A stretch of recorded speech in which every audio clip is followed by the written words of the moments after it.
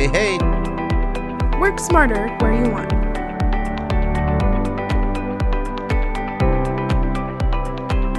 This is learning at its most fun. All right, welcome everyone to another practice management webinar hosted by Redtail Technology. My name is Rick Williamson. Everybody knows me as Ricky Redtail. And today we are working with Adam Chmela. Now, I've worked with Adam pretty much since I started with Redtail like 8 years ago. Like literally within a year, Adam and I were connected. And he's been one of my favorite people to work with since he's been in the financial services industry in 2007. You know, Adam's enjoyed working on the business as much as he's enjoyed working in the business. His blend of process improvement, his expertise, as well as his first-person experience in running a financial, practice through multiple business models, nonetheless, gives him a unique perspective, I feel, around how to empower other advisors and their teams, which is you, to deliver and this is the big part, a specialized client experience, right? That's a big part of what I talk about is the client experience. And you do that through the systemization. There's a number of different ways you can go about it, but it's all about systematizing your internal processes, knowing what you do, and doing it consistently, following that system. And since 2015, he's been helping firms all shapes and sizes with different business models systematize those processes by helping customize their workflow system, by utilizing his tips and tools and his workflow system and tweaking it to fit everybody's unique service model. Everybody's got something unique. And I'm really, really happy to have Adam on here today to talk a little bit. We're gonna get a little bit. I mean, we're gonna be in workflows, but we're also gonna get a little bit outside of workflows as well. Kind of in some of the gray areas that are gonna help you push workflows to another level, so to speak. So, with all of that being said, all the pleasantries aside, Adam, I'm gonna give you the floor, my man. Sounds good, Rick. I appreciate it. Yeah, everybody still hear me okay? Rick, audio coming through good? Excellent. Awesome. And I think you're right. You and I go way back. I think we could call each other, we're OGs. Am I using that term correctly? OGs. Yeah, I would say so. I appreciate the platform here, the opportunity to share some information with you and all the other attendees here. Thank you for taking the time and investing time outside of the practice to do what Rick said, spend time to work on your practice instead of always working in the practice. And my goal here today, kind of like what Rick had said, is to not only talk about, we'll dabble in workflows. Primarily, I do want to kind of give the caveat that if we think about workflows or workflow training as like a college course, this is probably going to be that 200 to 300 level information. We're not going to be going through the ABCs and 1, 2, 3s of how workflows work. Redtail has done a great job of providing some of that training, and you can access that on their help desk within their by accessing their pre-recorded webinars where they've done that in the past. This is going to be more along the lines of understanding now that you have a workflow system in place, or if you don't, we'll talk about later about how to, different ways in which you can get that system into your CRM. But assuming that you're understanding how workflows work, today is going to be talking about kind of leveraging up workflows and utilizing the different components of the Redtail CRM to help complement what you can accomplish in workflows rather than having everything, quote unquote, just live in workflows. So we're going to be talking about using different components of Redtail and how they talk to workflows, or how workflows can help you talk to other aspects of the CRM. So, but I brought this up. I think, it's been a while since Rick and I have collaborated, and I've had the slide on the previous presentation because I find it's what a lot of advisors and a lot of teams struggle with when it pertains to working on their practice. When I ask advisors, why don't you have workflows in place? Number one reason, well, it takes a lot of time.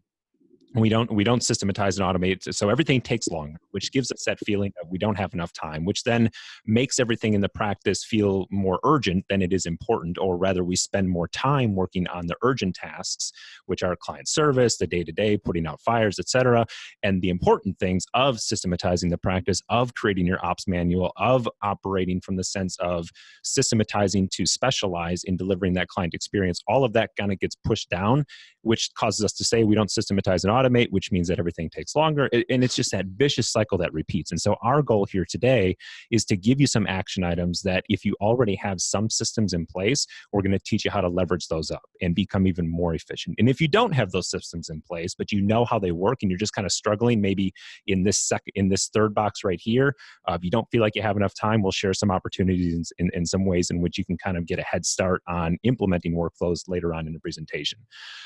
But again, everything is connected. Everything in Redtail in your CRM. If you understand that while you may not be able to see everything in Redtail on one screen at the same time, there is the ability to basically have everything connected inside of the Redtail CRM. And so here's what we're going to cover here today. I want to cover basically 5 topics and 5 ideas that we've used in our firm and that I've helped other advisors, again, across all different business models implement. My firm, just to give you a brief background, and then we'll dive right in. My firm, Integrated Planning and Wealth Management, we are a state-registered RIA. We've been an RIA, a fee-only RIA, since 2017, actually, is when we kind of cut bait and threw that word fee-only behind the title, though that's a whole nother topic. But anyway, we cut ties with the broker-dealer world. I had spent 5 years in independent broker-dealer world before we realized that everything that we were doing was on the planning and investment management side and not so much on the broker-dealer side. And prior to that, I had spent 4 years in more of a captive environment and more of a captive brokerage firm. And I've used Redtail through all of those business models. We've tailored it, we've customized it, we've had to change it through the evolution of our practice. But I've had experience working in our own firm on how to use workflows in a CRM throughout those different business models. And we've worked with other firms throughout those business models as well. So our hope is that we're going to take some of these topics here today that we're going to talk about and teach you how we've used them in our practice, and hopefully you see benefit down the road. And again, as Rick mentioned, if you do have questions, go ahead and post them in a Q&A. Rick is certainly going to pipe in if there's an opportunity for him to compliment or comment on something that I'm sharing, or if there's a question pertinent to the slide that we're on. Rick, by all means, interrupt and we'll address that. And if not, again, we'll come back to Q&A towards the last part of the session. We'll make sure that we get everybody out of here at the top of the hour. So let's go ahead and dive back and dive right in. Let me go ahead and switch slides here. So we'll bring up presentation, or bring up our Redtail CRM. This is just a demo, one of our demo databases that we have. So we don't have this is not our firm CRM. This is a demo database that we use for presentations like this. So the first thing that I want to talk about is when to use roles and teams, because by default, if you have workflows in the CRM, let me do this. Another little tip is I recommend people just creating duplicate tabs of Redtail rather than opening up a new browser tab. Just if you're using Chrome, just right-click, click duplicate, and that'll open up the brand new tab of Redtail on the page that you were on. So let me bring up our workflow templates and show you what I mean when it pertains to assigning users versus teams versus roles. So if we look at, let's use one of our appointment client review months workflows. So anytime that we have our workflows, we're utilizing teams when we look at who that workflow task is assigned to. And the reason that we really emphasize using teams, and why I want to start here talking about teams, and then we'll segue into teams versus roles. Teams, or let me rephrase it this way.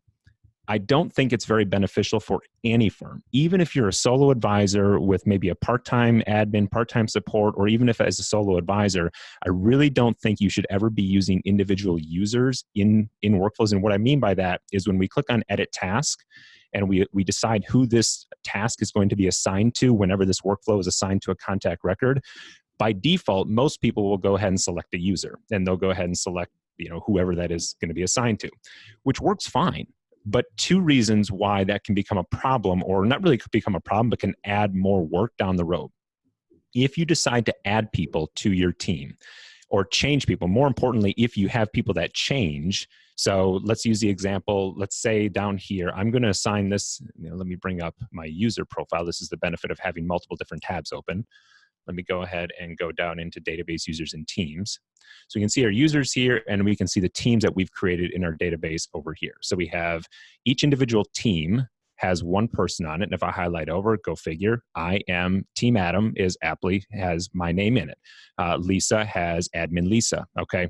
Now, why do I say use teams instead of individual users? Let's say that if I go back into this workflow template, let's say that this role right here is supposed to be assigned to Team Lisa. Okay, so this is who it's always assigned to. And let's say Lisa is my main right-hand person. She's my air traffic control in my office.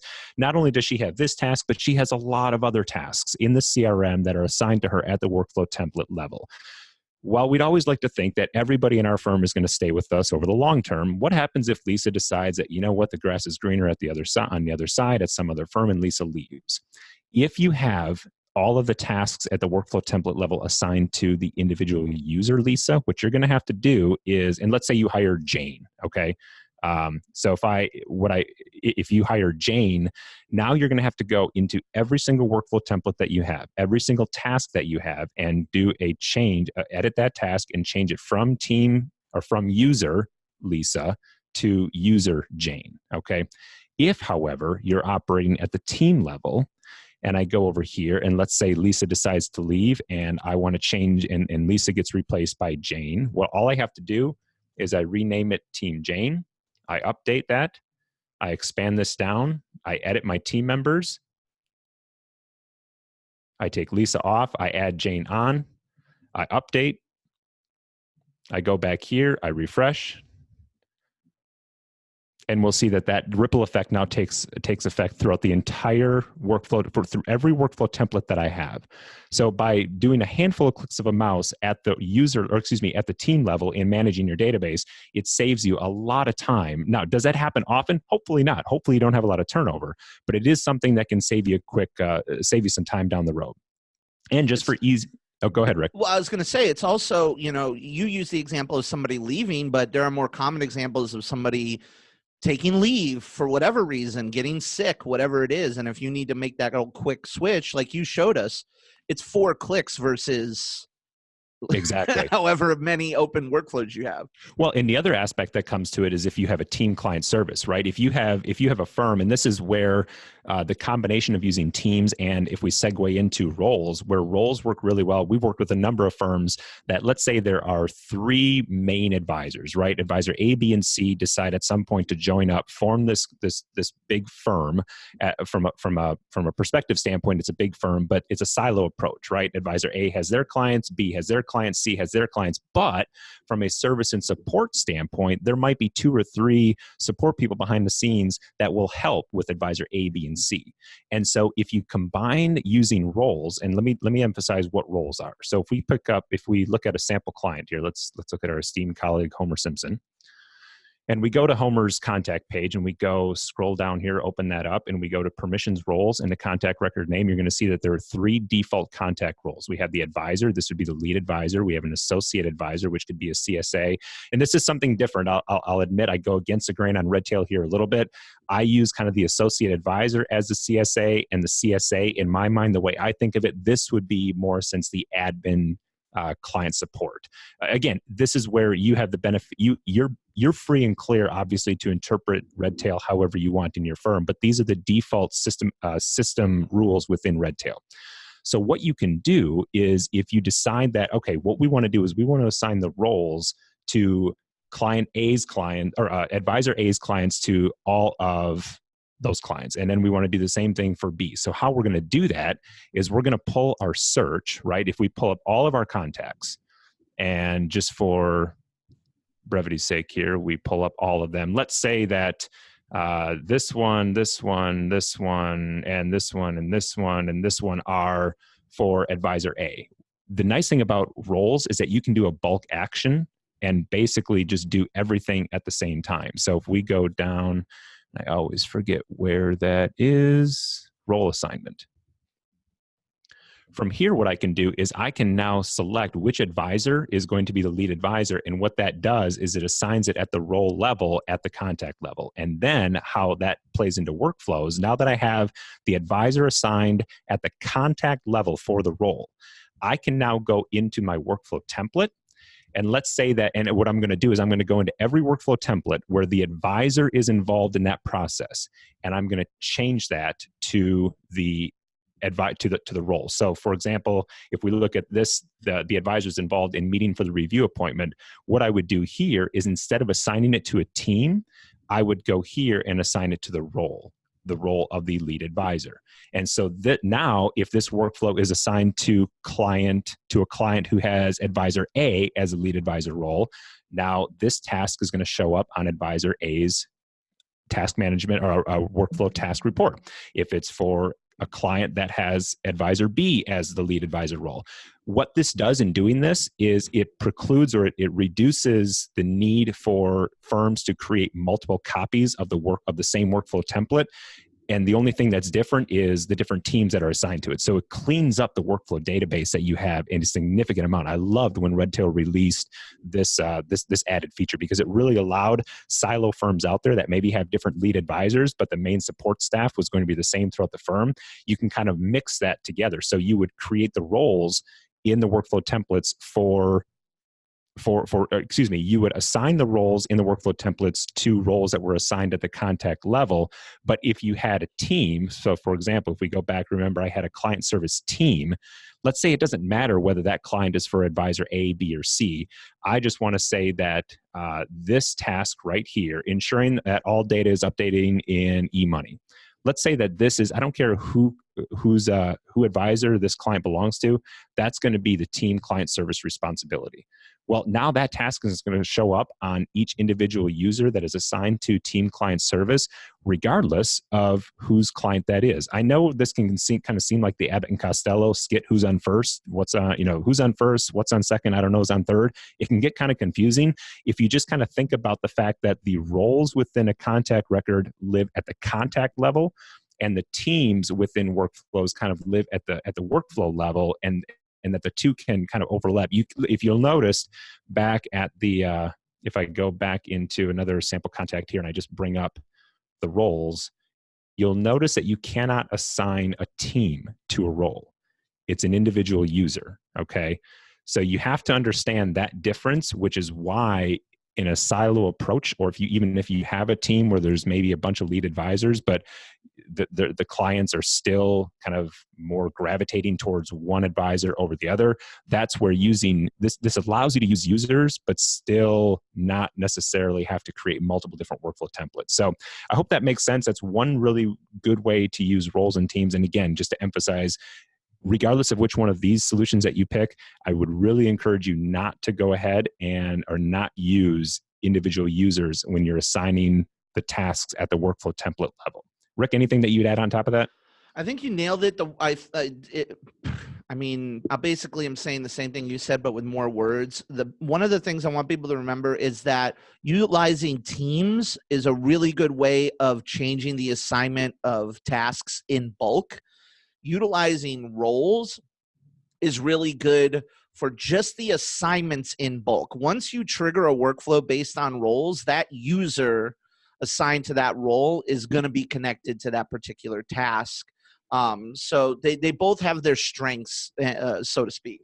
That was actually a better way of phrasing it. I feel like I got tongue-tied when I was trying to go over just kind of like where one lives and because it becomes that game. Okay, well, what precludes what kicks off what? So spend some time learning about that and just troubleshooting it. I always recommend, and maybe firms have this, create a Jane and John Doe contact in your database so that you can start playing with these things. That way you're not doing it or maybe even yourself if you have yourself in there. Create a sample client. That way you can start playing with some of these things.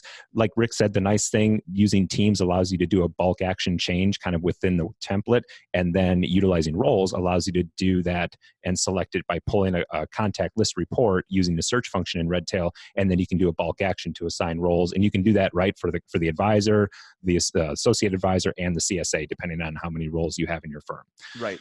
Let's go ahead and jump then into activities and categories and how we use those to kick off workflows and track workflows. So, and I'll stick with our client review month, because this is typically when we work with firms, the three most talked about workflows are, okay, how do we workflow our client review process? How do we workflow our onboarding process? And how do we workflow, move money, whether it's opening new accounts, transfers of assets, direct rollovers, writing checks, et cetera. Those are kind of the three processes or sandboxes that advisors and their teams like to play in a lot. So let's stick with this theme of utilizing activities in a bulk sense to kick off workflows. So let's go back to the beginning and this is how we do this in our firm. Now, we made a change about a year or so ago in our firm to, rather than seeing clients on a monthly basis, and I know there are firms out there that you see clients every single month, and you kind of get some weeks go by where you're meeting with COIs, you're meeting with clients, you're prospecting, you're taking time, whatever that may be. And what we decided to do is, okay, we only want to proactively see clients 3 times a year. So our review months are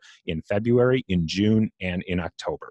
And so during those 3 months, we are really, really busy during that time. And so we have a lot of reviews, and we have to make sure that we're systematized so that we can scale that effectively and efficiently. And one of the ways that we do that, we track that process in workflows, but the genesis of that process really actually starts in tag groups. We don't necessarily have that built out extensively in this database here, but we do have it starting with, we don't have a lot of contacts, obviously, that's assigned to it. But let's say that we're in January and we want to kick off our February review process. The easy way is, once you have all of your contacts assigned to a tag group that is assigned to your review month, which is all we did here. We just put all of our contacts that are meeting in February in the February review. What we can do now is we can send those all to search. And the beautiful thing about Redtail is that once you have everybody in search, there is so much that you can do, right? All of these contact options that exist over here, all of the bulk actions, all the reports, all the mail merges, everything that you can do within Redtail, you can do so much from the search feature. So the goal is to try and get people to the search, and utilizing tag groups is one way to do that. So what we do now is that we're going to kick off this process of making sure that we add an activity of the client review process to this. So we'll say February review, and we're going to start this, again, I'm just doing this for brevity's sake here. We're going to start this January 7th.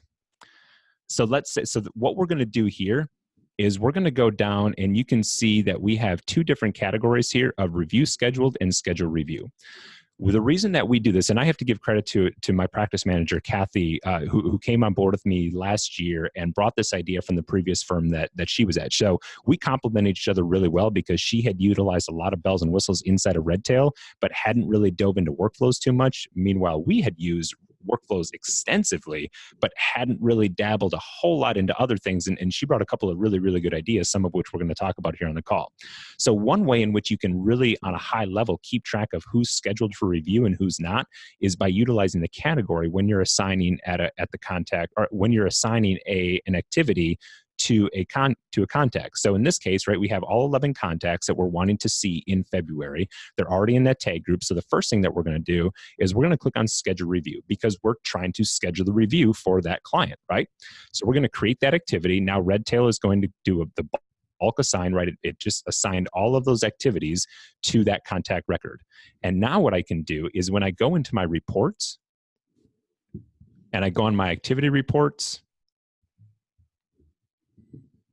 and I click on my filter, what I can do here is I can go ahead and search by categories. And if I want to see, okay, who is out there that still needs to have a review scheduled?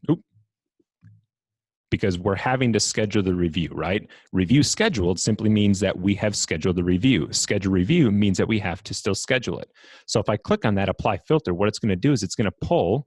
So what you're able to do when you're doing it from here is now you're able to see high level what's going on. Now, the one thing, just to emphasize this point, that I didn't do over here is, once you have all of those clients, so the first thing that we did, let me back up 2 screens here, because I'm doing 2 things at the same time. The first thing that I'm doing, I want to send those to search. The first thing that I'm doing is I'm assigning that category, right? And the second thing that I'm doing is I'm going to do a bulk workflow assignment. So I'm going to go contact options. I'm going to go bulk actions. I'm going to scroll down here, workflow link. I'm going to select it from a template. So we're going to do our client review month. And then from there, I'm going to link to workflow.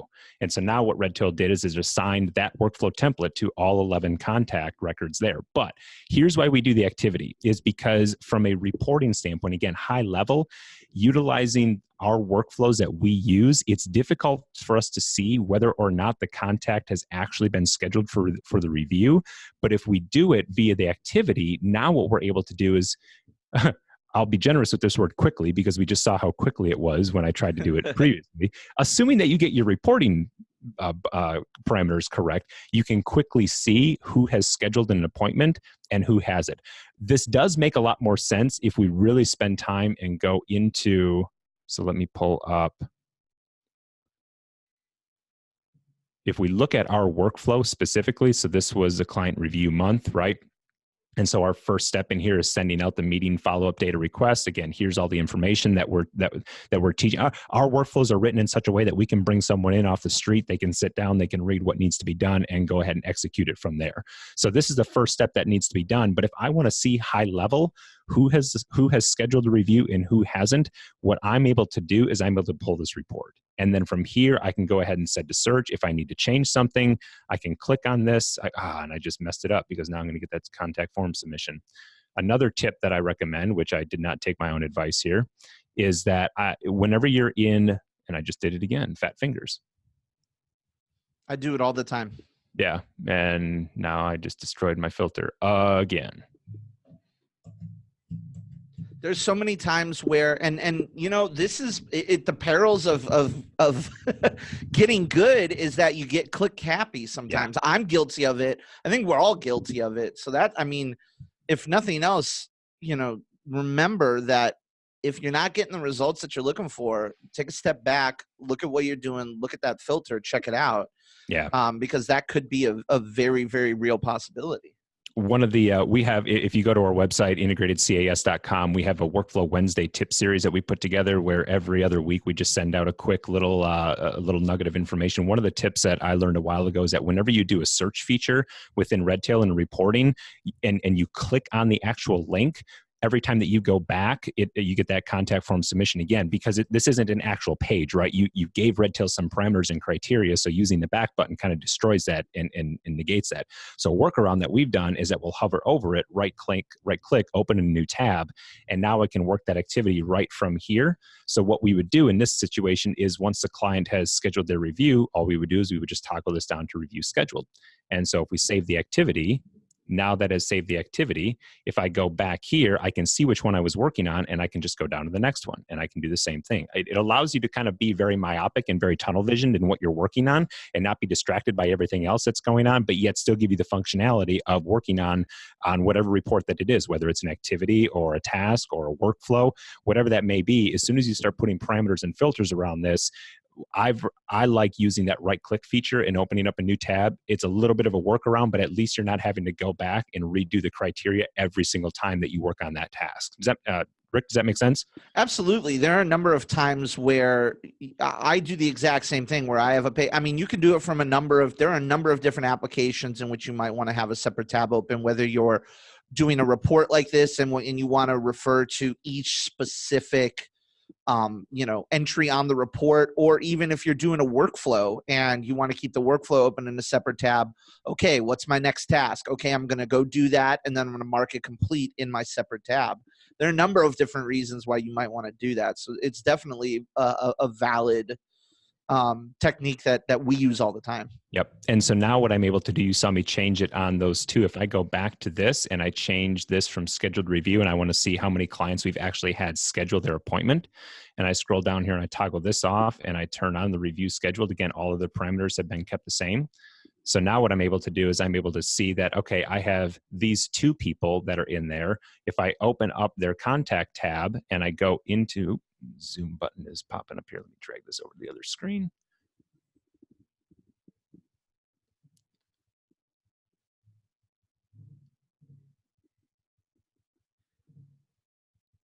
Interesting. Huh. Well, I'm batting 1,000 today, Rick. Yeah, I mean, that one feels like that one's on me. I'm going to say it's on you. I feel like that one's on me. So we'll get around it this way. Hopefully it works clicking over and. Yeah, there you go. Yeah, there we go. If they've scheduled the review, now I have a redundancy and a backup standpoint to make sure that I'm going into my actual workflow and completing the step and kind of moving it forward from the review standpoint. So, and this is, we've talked about this in other webinars that we've done with Redtail and other conversations, but I'm a big stickler for documenting notes every time that you complete a task, every time that you complete a step in Redtail. The way that notes work in Redtail and within workflows is that the only time that you're able to document time-stamped, uneditable, compliant notes is at the completion of a step instead of a task, which is why one of my recommendations if you're creating workflows from scratch, I would much rather see a firm have more steps than tasks. because every time you complete a step, you now have the opportunity to document notes. And those notes stay with the workflow when you complete it. You're able to find those when you open up the workflow as a completed note once the workflow has been completed. Versus if you're going ahead and utilizing the task down here as a way to document notes, which we've seen firms do as well, what they would do is they would maybe go down here and say, added notes, right? Just for brevity. And then they would put their initials and they'd put today's date, right? Doing it this way, it works in the time that you're working on the process. But if you ever want to go back and view what's happened in that workflow very quickly, you're not going to be able to do that for a couple of reasons. Number one, it's not really a note per se. And the only way to see that is if you A, either edit it or B, hover over it. If we look at what happens when we complete a workflow and we look at the notes that are within that workflow, none of that is going to show up. So if we go over to our completed, I think I have some for Albert. Yes, I do.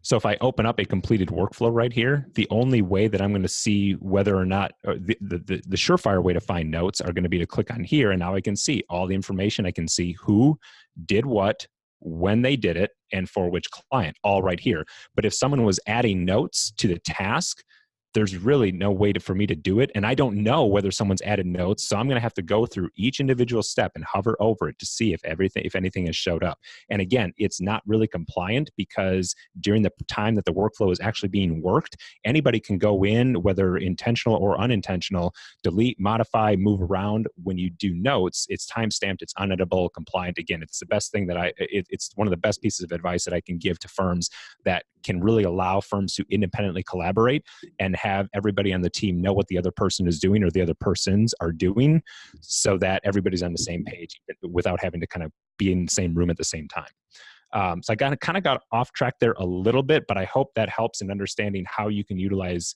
categories and activities as a way to kind of kick off the process and then check from a high level standpoint whether or not, again, in this specific example, whether or not client reviews have been scheduled or if you're still needing to schedule them. Because once you have this list of clients, now you can go through and work the workflow basically at kind of like that 5,000 foot level. This is more of your 10,000 foot level, your report of activities by contact. Working at it at the contact level within the workflow by actually doing the process is going to be at the 5,000 foot level. Anything that you'd add on top of that, Rick? Not really. I mean, it's pretty straightforward in terms of using the categories to report is absolutely massive. And along with the steps and tasks, I thought you pretty much covered it. Steps are really all about the structure of your process. It's the order, step 1, step 2, step 5, step 6, whatever. And then tasks are the action items. So if you don't have steps, if you don't have outcomes, those outcomes give you the opportunity to add a step note. So I always say that outcomes are they're recommended, but they're not required. If you don't put outcomes in, then the workflow is just going to assume that everything went according to plan. And when I click complete, it's going to move on to my next step. And I don't need a webinar to tell everybody that that's not how life works. Things happen all the time. So whether your outcomes are as simple as success, failure, move on, stay back, or whether they're detailed, such as like client cancels, client reschedules, whatever it may be, those outcomes are extremely valuable in giving you step notes and allowing you to see those things that you showed us, who did what, when they did it, and who, give you all of that info. The outcomes are the logic of workflows, right? It's that if-then rule. And candidly, this is kind of going off script a little bit here about what Rick and I had discussed, but one of the biggest questions that I get is, well, how do workflows in Redtail compare to other CRMs out there? And without naming names, there's another CRM out there that typically goes kind of hand in hand with Redtail in the sense of advisors are maybe evaluating between these two CRMs, and their workflow engine is really nothing. I don't even call it workflows. All it is are just pre-assigned and predetermined steps in a process.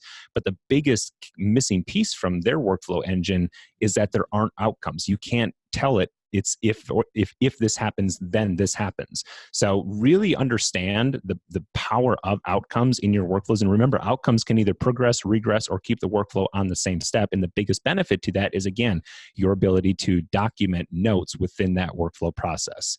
So not to belabor that point too much, because I know we're coming up short on time here, and I want to make sure that we at least get to a couple more things here before we open it up for questions. So Sure. With that being said, let's dive into automations a little bit, because this is where Redtail is continually improving the automation engine. It's something that candidly we haven't robustly built out the automations in this CRM, just because candidly from our standpoint, as it pertains to consulting other advisors, it's not something that's transferable from one Redtail CRM database to another. Right. So we'll consult and we'll talk to advisors about how to use automations, but it's not something that we've extensively built out in the CRM. Having said that, in prep for this conversation and for this presentation, I did go ahead and build out a couple there. So again, going back to like the three biggest processes: how do I onboard a new client? How do I move money? How do I go ahead and prospect for clients using workflows? You can utilize automations as a way to kick off workflows. And simply, when you look at adding automations, if we open up this, let's say that we're going to be doing the client review process. Okay, so if I edit this workflow, right, use this automation to click off a client review process. Let's update this to kind of see how we went ahead and built this. So what we're going to do is we're going to link workflow from template when we're going to link this workflow template, and this is one we were just working on, if all conditions are true, right? If we assign the activity of a task and the category. Again, this is the difference between if all conditions, meaning every single one of these has to be met. If any conditions are true, can be, okay, yeah, again, if any. They don't all have to be done, but if any of them are met. So if I go ahead and assign a category to, if I assign this automation, all right, I make this live, which it was, in theory, everything that I had just done prior to this slide right here would have been done for me behind the scenes. So if I go and kind of test this and I look at, all right, let's pull up a sample client that wasn't, I don't think Homer Simpson was in that. Let's see if Katie was. I don't think she was in that tag group. Nope, she's not in that tag group. So if I go ahead and I want to add an activity, so I'll use our quick add feature up here. I love this little toolbar up here. You can quick add anything from anywhere in the CRM. It's a nice little pop-up there. So we're going to do client review, right? And so we said the activity, what were the conditions of the automation? It had to be a task, and we had to use the category of schedule review. So if I go ahead and do this and I create the activity, Bueller. There we go. Hey, look at that. Guess who just had a workflow added to them? It's like magic. It is like magic. It's phenomenal, right? Rabbit out of a hat. Exactly. So everything that I had just done previously, not to kind of blow myself out of the water there, but I guess it's a good way to show the work that I had just done of trying to do bulk assignment and having to do that twice. If you spend the time building that automation, and candidly, building that automation takes a minute, 2 minutes. It doesn't really take that much, but it just saved me half of the process of kicking off that automation for client reviews. And again, you can do automations however you want. Where was my automation screen? Not up here. I'll sometimes get it where I'll have 6 or 7 workflow tabs open, or Redtail tabs open, and I kind of forget where I'm at here. If we go into our automations template, again, it's not that complicated of a process. We can do it for a new client onboarding. So how are we doing that? We're going to use we have a number of different onboarding processes, just because we've experienced a lot of different firms that onboard clients in a lot of different ways. So we're using our version 2 onboarding data, and we're going to do that if the contact status is equal to client. So if you're utilizing Redtail as kind of your funnel, and you have people going from, we have basically a 4-step process in our firm. We go from lead to suspect, suspect to prospect, prospect to client. And so from the time that someone goes through those 3 processes, once they turn into a client, now once that's clicked, boom, we don't have to worry about, it takes the element of human error out of the equation, because as long as the advisor, I guess it takes it out of the equation as best as we can, because as long as that contact status gets changed to a client, we know that the person doing that doesn't have to remember, oh, that's right, I need to attach the workflow onboard or the onboarding workflow process to it, because the automation's already built and is going to take that responsibility off my plate. So all of what we're trying to do here, whether it be through workflows, automations, anything in Redtail, is to try and make sure that nothing falls through the cracks, right? Nothing should fall through the cracks as long as if you operate in a principle, everything that gets done needs to be in Redtail, then nothing's going to fall through the cracks, and you're at least going to be able to have extreme ownership in your firm and responsibility of who was responsible for doing that task. And the other thing that it does is that to the extent that you build out these automations and systematize your practice using workflows and some of what we've talked about here today, it can take that human error and the human element of forgetting off of the equation. One last thing that I want to talk about here, and then we'll open it up for questions. I don't think we'll get to adding notes, though. If we have time, I can certainly come back to it, is utilizing multiple target dates within a workflow. This is something, again, giving due credit to Kathy in our office, who once she kind of took what she was doing previously, looked at how our workflows were written and said, well, what if we do this? I'm like, that's a really, really good idea. I think we need to share that with everybody. What we've done, let me go back to my templates here. Let me get out of automations and open up our workflow templates.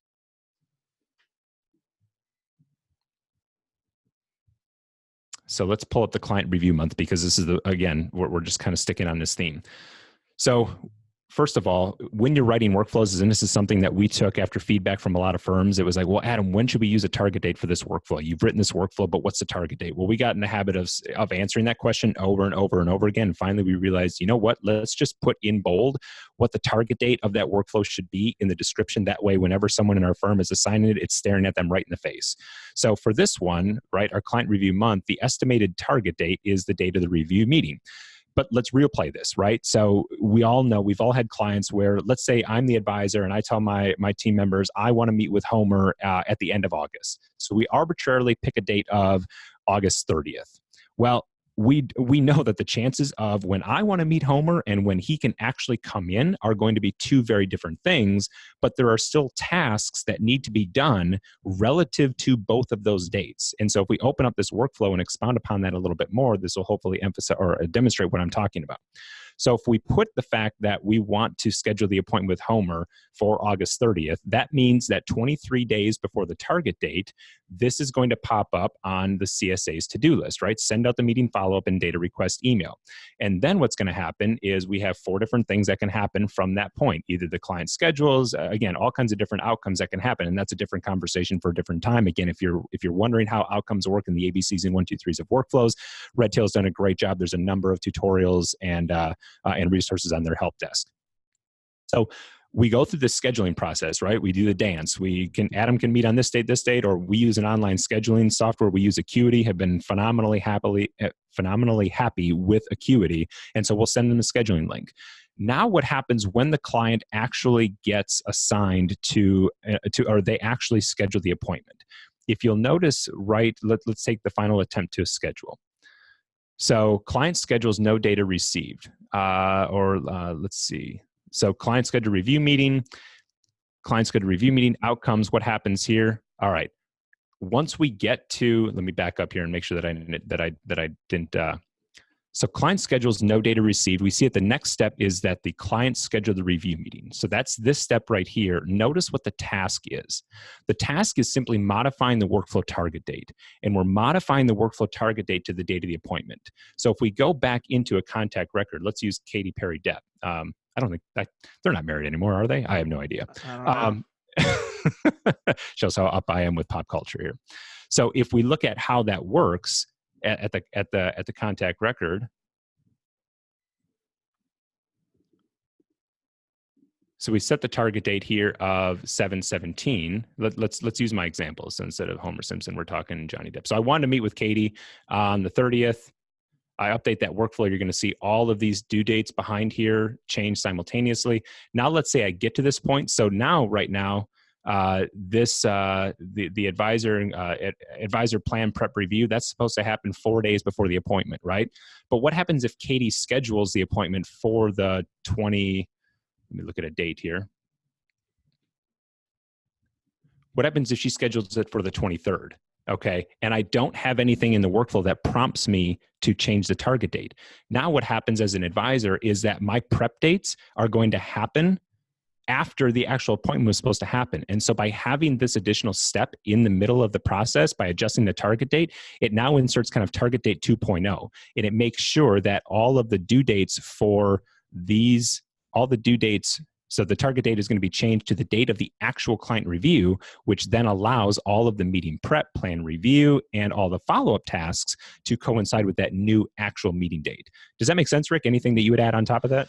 It does, not really. I think the important thing about the target date and workflows in general is that, and there's a lot of different functionality in terms of going in and making these adjustments and manually changing them as you did here. And that would be my biggest recommendation for people. The one thing to remember about dates, like there was a good question about being able to drag and drop tasks or what to do with past due tasks and things like that. And the thing about drag and drop like a calendar is that, remember that workflows aren't created on the calendar. These dates are not generated on the calendar. They're generated within the workflow tool. So they lack that functionality. The best way to manage dates and the best way to go in and make those adjustments would be inside of the workflow itself. The other thing that I wanted to mention about it, because there was another question about past due workflow tasks, is it's really a matter of looking at that number up in the top right-hand corner of your Today page. That is basically the goal is you get that bad boy as close to zero as possible.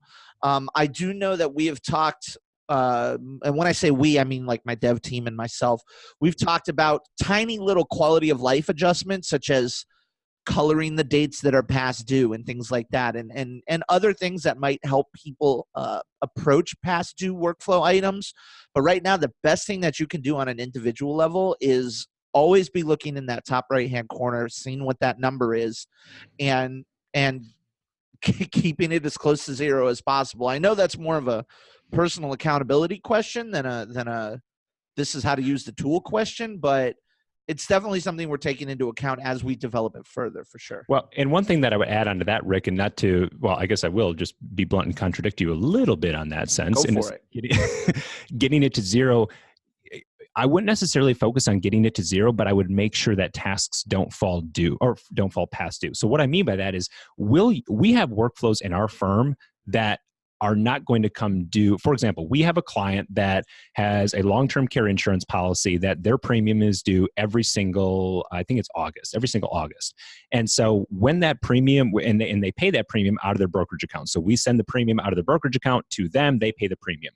As soon as that premium is paid coming up here in August, we're going to assign the workflow for 2020 that same day. And so we'll have a due date for that task a year down the road. And so when we look at our firm's active workflow tasks, I think I have 50 some workflow tasks. Kathy, God bless her, probably has 100, maybe less than that. I think it might be less than that, but we never get to zero but, and I will say Kathy is much, much better at this than I am. At the very least, what she makes sure is that nothing falls behind. And so one thing that we're doing is that, like, for example, on Friday, she's looking at Saturday and Sunday. Are there any tasks that are coming due over the weekend that she needs to proactively go in and advance to Monday so that they don't fall through the cracks? Rick, just throwing something Absolutely. out there live here. If there was a way to create the workflow rule engine such that a task is due 13 days or the next business day after that, that would be awesome. That 100%. way due dates for tasks don't accidentally fall on a Saturday or a Sunday. Yeah. But that's to your point, utilizing workflows or determining what your tasks are and rolling them forward. There is no rollover feature with the tasks. To that point, though, this is going to be your magic. This is going to be the sandbox that you're going to play in, because from here, it's a pretty simple task of just going in here and catching things up, right? Clicking that Today button if I want to end set all the way forward. Now, keep in mind one additional point that I'll recommend. Anytime that you modify manually the due date of a task, it will now forever override. How do I say this? I want to be careful. Anytime that you manually override the due date of a task within a workflow that's already been assigned to a contact, it will override the rule of that step as it relates to the target date. I know that was a mouthful right there. So back to my example of changing the target date. If you change the target date, any step or excuse me, any task within a step that you had modified the due date of that task, even if you adjust the target date, that task that you manually assigned will always have that due date. You're going to have to go in there and manually do that. But candidly, you know what? Adjusting due dates of tasks, I think, is 5 clicks of a mouse. It is so easy to do, and it's just a way in which we kind of move things forward. Sure. So we did not leave a whole lot of time for questions. I apologize. I didn't even get to the last point on my slide of why adding notes. So my little my little stumble there of not getting my dates right on my report kind of utilized, I think, the time that I had and then some. So I apologize for that. I want to be respectful of time here. Are there any other questions that have come up that we haven't covered so far? Yeah. So one of the biggest ones is, are there workflow templates? Now, I know, like you had mentioned before, Adam, there's a number of different workflow trainings, and there's even some PDFs of some real white bread templates on our help desk. But obviously, this is something that you do. This is consulting that you do. So even though that they can come to our training team, the Red Tail training team, you just email training@redtailtechnology.com. We can do a one-on-one training session for you specifically about your workflows. But I know you have a lot of these, and you have a lot of clients who take advantage of these. So I wanted you to speak on that a little bit. Sure. I appreciate that. So real quick, let me just kind of bring up the presentation again, just kind of wrapping up. So to what Rick said, right? There's two options. You can either build this from scratch or you can plug it in. The metaphor that I use is that you can either start with a blank canvas or you can get a paint by numbers. The blank canvas is what you're doing in your CRM right now. What we provide advisors and their teams that choose to align with our firm is the paint by numbers. What that means is that firms that invest in our process, in our workflows, at the end of the day, what's going to happen is that you are going to have a carbon copy of every single workflow, every single template that we have in our database. And the only thing that you're going to have to do, if I go back to our workflow template. So everything that you're looking at in this example, so appointment client review, everything that you're looking at here is going to be carbon copy placed, including outcomes, into your CRM, ready for use day one. The only thing that you're going to have to do is assign to the respective teams and or roles in your firm. Again, obviously you have different team members than what we do here. And then the other thing that we do in conjunction with that, we have two different options that we can work with firms on. We have what we call just a workflow solution, which is everything. If we go back and look at our templates, I believe we have 65 different workflow templates.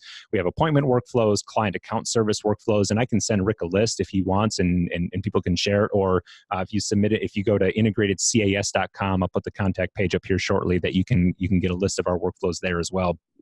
But everything that you're looking at right here on the page is what you would be provided. You'll have it in your database. We work with Red Tail customer support behind the scenes to copy those. And then what we also do is I have personally recorded 6 in-depth training videos that help you customize the workflow. So again, it's you have the paint by numbers, you have that canvas. Now with the paint by numbers, I'll teach you how to paint, and I'll teach you which colors to use here. And also, if you decide that you want to color something different, because unless you practice exactly the same way that our firm operated, there is going to be some customization. But again, you're starting on step 153 instead of step 2 by utilizing our template. So let's see, bring this back up here. So again, if you go to integratedcas.com, we've put in PDF form 3 samples of our workflows. If you want to take a look at those, there's a demo of our system and instructions on that website about how to implement our system.